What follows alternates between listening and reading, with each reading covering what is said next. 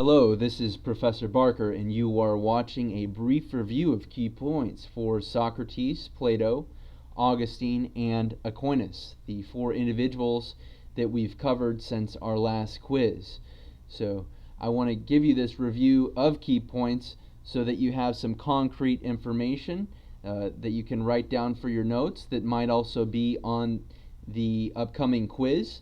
Now, this brief review is by no means a substitute for your work, but it should be just something that's kind of simple to help you to have a framework to understand the information even better.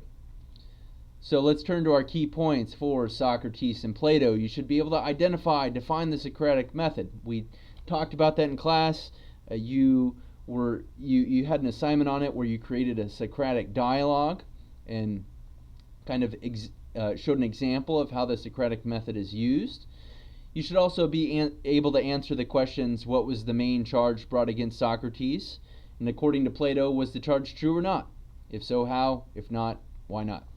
All right, the Socratic method, defined, is a question and answer technique often used by Socrates to draw truth out of his pupils, out of his students, that is, often by means of achieving a clear, more precise definition of a key term or concept.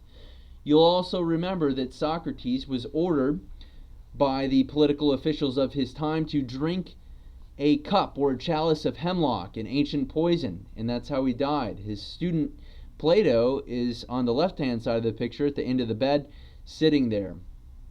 So why was Socrates ordered to drink this poison, this hemlock? Well, he was the charge against him by a group called the Sophists were corrupting the youth. Okay, Socrates was actually trying to help educate the youth because the government, more or less, the relationship between citizens and government at the time of Socrates was not an environment where you could really question things or seek education. You pretty much just took your role in life, you didn't question anything, and you did what you were told. So was this charge true? Did Socrates really corrupt the youth? No. Plato would especially say no. Socrates was his teacher. He was trying to help educate the youth and help people to think for themselves, while the Sophists were trying to confuse Socrates' students and the citizens of the ancient empire. Okay, we also watched some videos on the allegory of the cave, from Plato's Republic. You'll remember how the individual came out of the cave and then went back in the cave to try to help the prisoners that were still in there so that they could know what the truth was and to come outside of the cave. And at very least, one of the best ways to understand this allegory is that it's a reflection of the life of Socrates. Socrates thought he understood the truth, and he went back to help educate the masses who weren't really thinking for themselves, and he tried to help them to get them to be self-governing or autonomous or independent types of thinkers. There's been thousands of interpretations on the allegory of the cave, so that's just one amongst many. But at least you should be familiar with the basic outline of that story, the allegory of the cave, and the text from which it came, the Republic, Plato's Republic.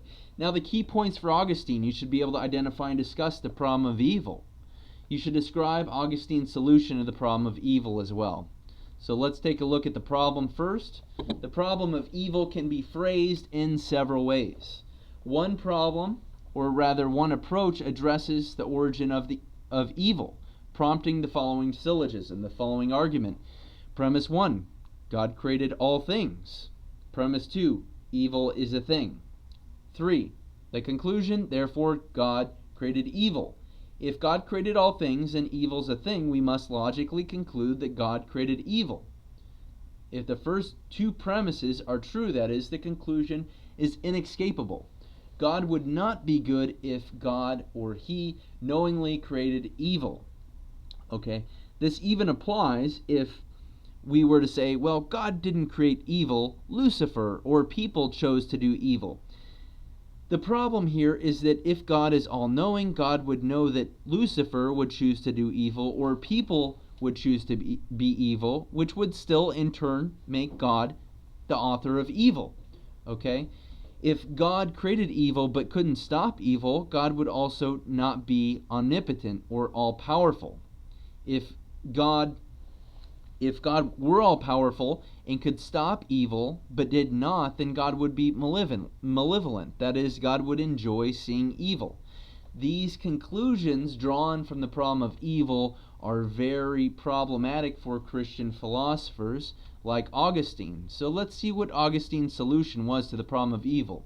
It's relatively simple. Augustine simply argued evil isn't a thing. Think about a shadow, like the shadow from the bike on the right-hand side. Is a shadow a thing? No. The shadow is the absence of light. The nice Krispy Kreme donut on the left-hand side, consider that one. And check out the hole in the middle of it. We usually call that a donut hole. But is a donut hole really a thing? No, it's not a thing. The donut hole is just the absence of gooey, creamy, crispy, creamy donut. It's the absence of donut. It's not an actual thing. So Augustine, and the name actually needs to be revised there, G, isn't it? Augustine's solution to the problem of evil was that evil isn't a thing. Evil, rather, is the absence of goodness. Just as in the same way that a donut hole is the absence of dough, and a shadow is the absence of light. We call things evil, but evil doesn't really exist. It's just when something lacks a lot of goodness, if you will. Moving on then, key points for Aquinas. You should be familiar with the 5 proofs for the existence of God, especially the first, the third, and the fifth. And also you should be familiar with his 2 types of revelation. For one, let's check out the first proof. Some things are in motion. Anything moved is moved by another, or anything that's moved is moved by something else. And there can't be an infinite series of movers. That is, there had to be some kind of beginning when things started moving. So there must be a first mover, a mover that isn't moved by another. Therefore, the conclusion from Aquinas is that there is an unmoved mover. That is, therefore, an unmoved mover exists. Let's check out the second one. It's very similar to the first, and again, there's various translations of these. I think these are perhaps the most clear. Some things are caused. Anything is caused that is caused by another. Anything caused is caused by another, or anything that is caused by another. And there can't be an infinite series of causes. Again, there had to be some kind of first cause, reasons Aquinas. And you even saw this evidence by the film Case for a Creator, where it was shown that there was a definite beginning of space and time known as the singularity. Of course, Aquinas during his medieval era didn't have scientific proof for this, but we're finding conclusively that this was the case today. So that third premise appears to be very justified. Therefore, there must be an uncaused causer, or first causer. Aquinas concludes that this is God, or don't get hung up on the word God if you'd like to refer to this entity, if you will, this creator, as a first cause or uncaused causer, just the creator. That would work as well. So some would ask, who caused God, right? If everything has a cause and God caused everything, who caused God? But for Aquinas, this begs the question, if a God were caused, brought into being, it would not be a God, since God is defined as being without a beginning. Thus only an uncaused causer would be a God. If we asked who caused God even further, we could just move the question back one step and ask, who caused that entity to come into existence, right? And if you think about it, if space and time had a cause in itself, the entire universe, space itself, everything that's physical had a cause. There couldn't be a physical cause for what is physical. There had to be something immaterial to start the beginning of space and time.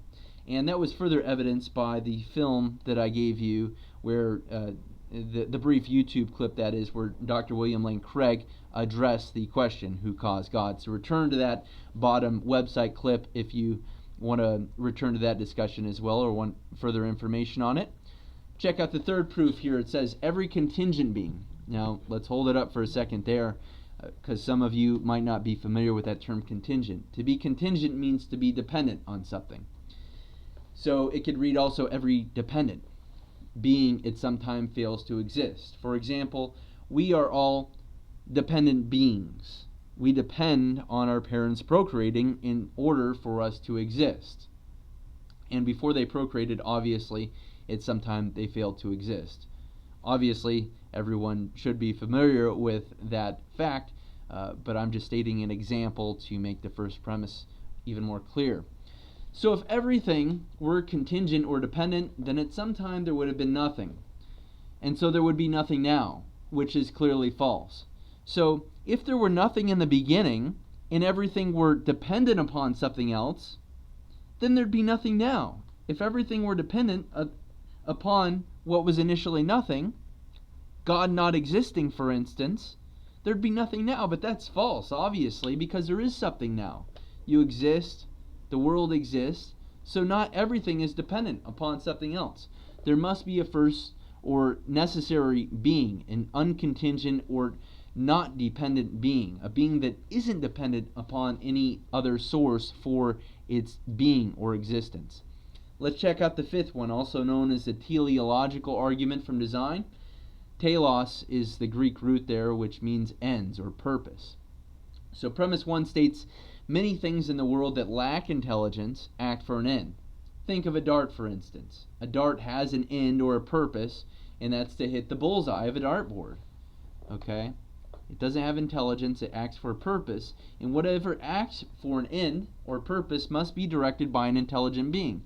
So the purpose or end of the dart is given that purpose by a person. An intelligent being gives purpose to the dart.